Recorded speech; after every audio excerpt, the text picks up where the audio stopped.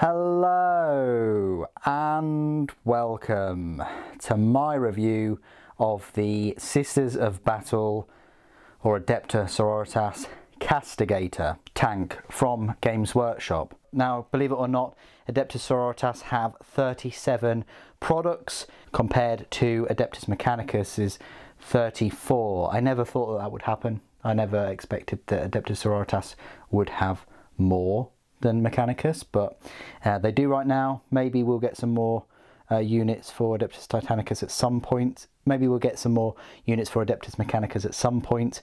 But back onto this tank. It is the most expensive tank for the Sisters of Battle. It's not the most expensive model. That's still the Battle Sanctum, which is a whopping £70, and also the Triumph of St. Catherine, which is an absolutely stunning model. But if you wanted to compare it with tanks, the Exorcist, which I do have off screen, and we will be doing a size comparison and kind of overall comparison with that kit a little bit later on, is £2.50 cheaper. So the Castigator is £52.50 and the Exorcist is £50. The Immolator is £45, with the Sisters of Battle Rhino being £35. I know, can you even believe that? £35 for a Rhino? Yeah, I remember when Predators were £35, let alone Rhinos £35. Anyway, enough about the price. I think this price might tip a few people over the edge because it's past that £50 price point. I would have preferred it at 40 or 45 at a push. It is only 2 sprues. It's a 2 sprue kit, so that's £26.50 per sprue if you wanted to look at it that way. What I will say is it is a fantastic model, and it is a lovely kit to build. I built it in one of my Warhammer live streams. I do live stream on this channel right here on YouTube on Wednesdays and Saturdays, and then I make those videos ad-free and available to members only. So if you want to support the channel, you have access to over 125 live streams. They're all like 3 hours each as well, including building Warlord Titans and big tanks, as well as some very nice unique miniatures from Forge World as well. Anyway, back to this review. What we'll do is we'll have a closer look at this tank. I'll go through all of its spare parts. We'll do some size comparisons with other Sisters of Battle models, including that Exorcist tank, and then I'll dive deep into the rules and explain to you how it's one of the best tanks in the whole game. So firstly, let's have a look at the detail. Now, I don't normally have troops or sisters or whoever popping out of the tank. The safest place in a tank is in the tank, not popped out vulnerable to all kinds of horrific alien weaponry. I'm looking at you, Necrons. But in this case, the tank gunner on the top comes with 4 different helmet options. 4. I mean, it's very rare that you get 4 different head options for the gunner, for the top support gunner, but here we are. We've got 4. We've got this half helmet open sister, and I'll show you the other 3 in the spare parts straight after we're looking at this in up close. Now, there are a couple of gaps here and there which I've filled with green stuff. It's not nearly as bad as the old Predator kits or even the Land Raider kits. You won't have too many issues putting this together. You've got a heavy bolter here that moves right there. It's a hull mounted one. You've got the heavy bolters on the sponsons, which are lovely. They do tilt up and down, and they're so much less fragile than the old Predator ones. This one moves, of course, and they look so cool. The only downside is you can only put heavy bolters on it. You can't put you know, flamers or, I don't know, multi-melters. You know, imagine having 3 multi-melters on this, or las cannons. I mean, that'd be fantastic.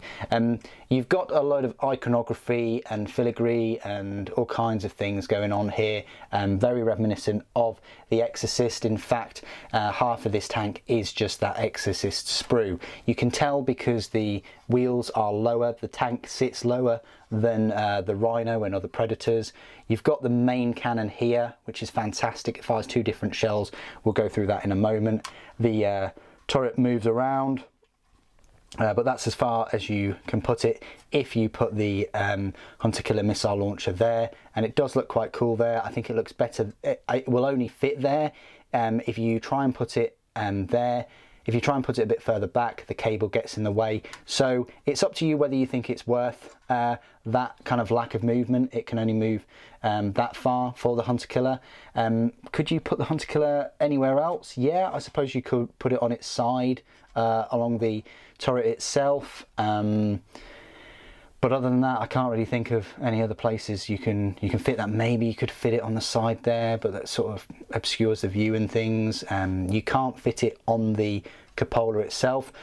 One thing I will notice is the cupola does have sister specific hatches, which I think is decent if you're closing the hatch. But if you've got it open like this, you only get one set of a hatch there, and it is lost, and it does actually get in the way of gluing to the cupola part itself. But the Stormbolter itself has a fleur-de-lis icon. She has a load of iconography. There's a fleur-de-lis icon there for the main cannon. There's some iconography on the cannon itself. You've got these braziers as well, and you've got this rear door, which I think which you cannot open. There's no way you can have that open. It just slots on there, and there you go. It would have been great if you could, and I would have loved this to be on the back of the Rhino tank. You've got these optional ammunition or cases, whatever. You don't have to put them on there if you don't want to. You've got this here as well. And you've got the smoke launchers, which have the fleur-de-lis icons, and you've got again more filigree and iconography, and also you've got the swords and the rose there on the tank tracks. There is only one, and it's on the right one. I'm not sure whether you can swap it around. Maybe you can, but it is there, and I do like that little touch. So I think I've covered everything I can in terms of the detail of this tank. Fantastic looking tank there, and I do like its ability. And I think one of the questions that I had when I first saw it was, how does this turret does this turret clear the top of the braziers? And it does. It actually does. They don't get in the way.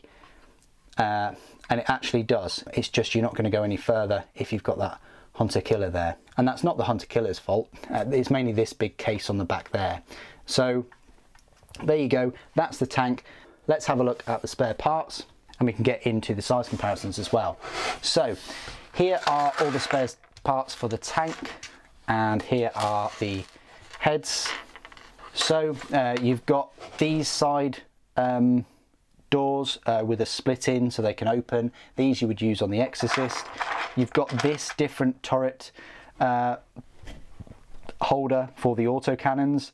One of the questions when I was live streaming was, can you hot swap these out? You can't. You pretty much have to put them in place and glue the turret itself. These are said autocannons. They actually look better than I expected. Just kind of dry fitting them and things. They don't look too bad. From the pictures, it looked like the flash suppressors or muzzle compensators, whatever you want to call them, that they were a bit bulbous, but actually they don't look too bad. And you know, I'm definitely tempted to pick up another one of these tanks at some point to have you know, the alternate version. You've got the flaming versions of the braziers. Now, I will say, if you opt to go for these, which, you know, clearly isn't on the box there, then yes, you may possibly have a few issues having the turret clear the flames. It just won't. So if you wanted to use the flaming braziers, it's probably not an issue. It's probably going to be an issue. You've got this huge fleur-de-lis iconography here for the autocannons, and I think that looks very decent. I think it looks better than the main cannon. You've got another case that can go on the turret if you wish, and you've got these three heads, and I've been very impressed with them. You've got this one right here. She's just kind of grimacing a little bit. You've got this one, which looks like she's been in the war. She's got a bionic eye. And then you've got just a normal helmeted one, which you can find anywhere. So I like the fact that you've got, you know, three different heads there.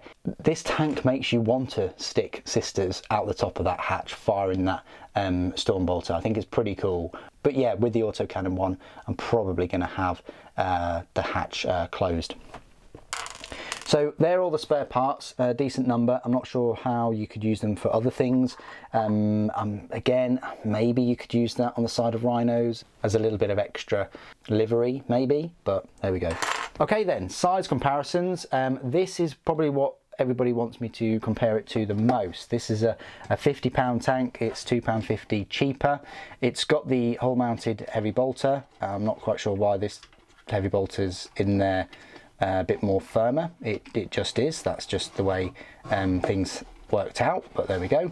It's got the flaming braziers. It's still got a hunter killer. It's got the thick missiles. I will get another Exorcist one day, and that will have you know, the mini missiles in it, and it probably won't have as many cherubs, but I do like, again, this head. You can use this head on any Sisters of Battle, and it's like a blimmin', it's like an organ itself, with pipes and everything. It's so cool. But yeah, I guess you could probably take that off and put it on that one if you wished. It's even got room for the smoke launchers too. But you can see what I mean about the tank sitting lower. Both of them sit lower. It's the same half of the box set that they share. It's just the Exorcist second sprue contains all the missiles and this whole you know, top area of the tank.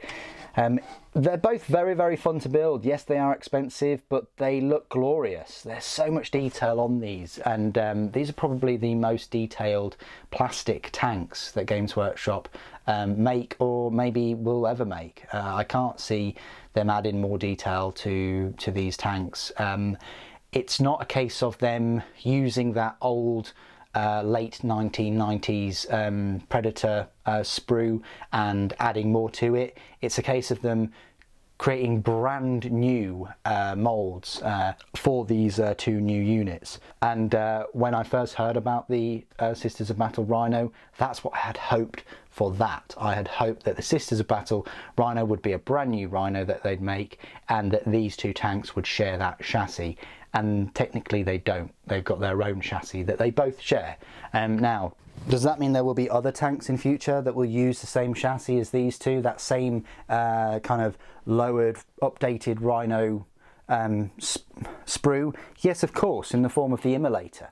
You know, these three tanks now have the same Rhino chassis between all three of them. It's just a shame that the Rhino itself is stuck with the older sprue now, with an upgrade sprue and bundled in, because I think that yeah, they could have done a tremendous job if they had used this for the Rhino.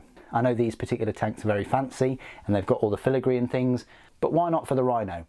Add an extra sprue that had a different sort of front plate instead of the hull mounted weapon, and maybe not have the braziers, but everything else, I think that would be fantastic if they shared it. So you've seen the size comparisons with other Sisters of Battle tanks. Let me give you a size comparison with the other Sisters of Battle units. So here is a Anchorite, I think it is, that's where it stands next to one of those. We have a Paladin in the house right here. Paladin's a similar kind of height to those, and then single minis, we've got a Sister of Battle right there, and we've got Saint Celestine just hovering in the background. So that's where this tank sits. It's a decent sized tank. It's going to be one of the biggest units in your Sisters of Battle force, along with the Exorcist, and it's a great addition to your force. I'll talk about that. And compared to other Imperial models such as Space Marines, I'm just going to bundle them in with this size comparison itself. A normal Space Marine is, well, yeah, I mean, if you're aware of how big rhinos are, then you're going to be used to seeing how small they look next to, I say, Primaris, but this one doesn't look that small next to them. Okay, so that's it for all of the size comparisons, and now I'm going to go through the rules and tell you just how awesome this vehicle is in the game. So, the Adeptus Sororitas Castigator, not to be confused with the Knight Castigator. Games Workshop are doing this more and more. They are replicating some of the names in a few of their models, and it's going to start getting quite confusing, but I guess they've run out of some of the names, but there we go. You'll find your brand new Castigator battle tank in the 9th edition codex, and it's in the heavy support choice, along with that Exorcist, Penitent Engines, Mortifiers and Retributor squads. It's just great to see Sisters of Battle with a main battle tank. I never thought it would happen. I always expected them to have the Penitent Engines and the Retributors and the Exorcist, and that's it. I never would have thought that they'd have one of these main tanks. So it's a fantastic revelation. These Castigator tanks will set you back 9 power points or a whopping 160 points, which is still a bit cheaper than the Exorcist at 180. So its stat line reads, it's a movement of 12 inches, weapon skill 6+, ballistic skill 3+, strength 6, toughness 7, 11 wounds, 3 attacks, leadership 8 and a save of 3+. It's exactly the same stat line as the Exorcist. It's one of these units whereby the number of wounds remaining affects its stat line. So if it's only got between 3 and 5 wounds, movement drops to 6 inches, ballistic skill drops to 4+, and attacks drop to D3, and 1 and 2 wounds remaining, its movement drops all the way down to 3 inches, its ballistic skill drops to 5+, and it only has 1 attack. A Castigator is equipped with Castigator autocannons and 3 heavy bolters. Now, the Castigator autocannons, I might as well just go through the rules because it could be a while before I get that tank. They're pretty much autocannons, but a bit better. They're 48-inch range, heavy 4d3, so that means you can get 12 shots with them, strength 7, AP -1, damage 2. The main reason why you probably get this tank though is that awesome looking Castigator battle cannon. It has 2 weapon profiles. You've got a sanctified shell and a pyre shell. Now both shells are 72-inch range, making it the longest range weapon in the Sisters of Battle arsenal. Even the Hunter Killer missile is only a 48-inch range. So the sanctified shell, 72-inch range, heavy D6, strength 9, AP -3, damage 3, blast. It's pretty much a longer range las cannon with D6 shots, a damage of 3 and its blast. So it's a further range las cannon with potentially more shots, straight up damage 3 and its blast. That's fantastic. Yes, there might be instances where you only get 2 shots with it, but there may also be absolutely incredible moments where you get 6 shots of it from 72-inch range away.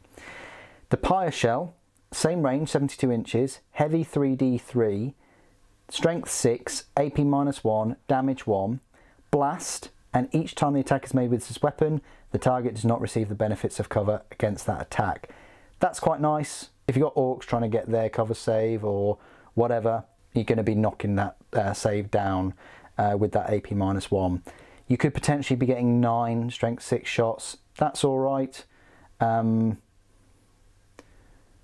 But to get 9 shots with a blast weapon is also very decent.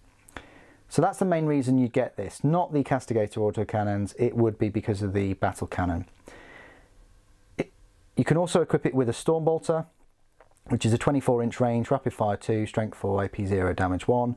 And then you've got 3 heavy bolters there, which is 36-inch range, heavy 3, strength 5, AP -1, damage 2. Heavy bolters are pretty good now.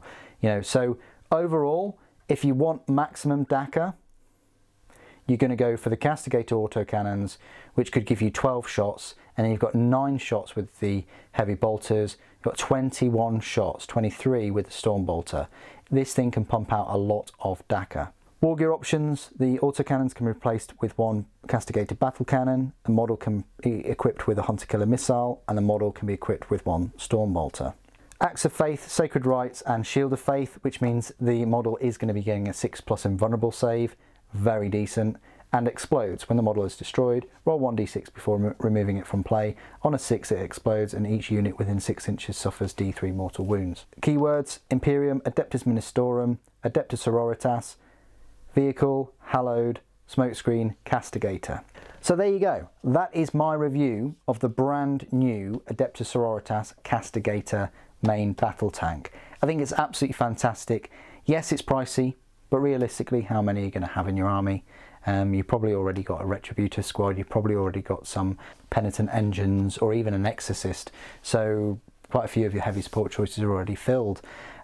But taking 2 of these in a game and firing from 72 inches away is pretty mean, but hats off if you can pull it off. I think it's awesome. I really like the look of the tank.